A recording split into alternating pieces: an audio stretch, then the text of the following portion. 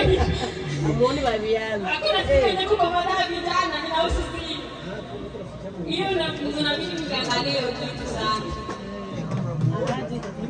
Kwa sababu kitu kiko kama hiyo ni kweli kabisa. Yes, go.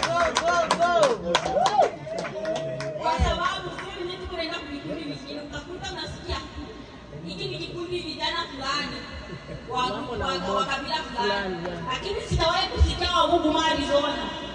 Mimi kwa shahidi sijawahi kusikia, lakini kila mara nasikia kama tia vijana. Ndio nataka mjijibu kama iko kweli na vijana kwa kundi lao.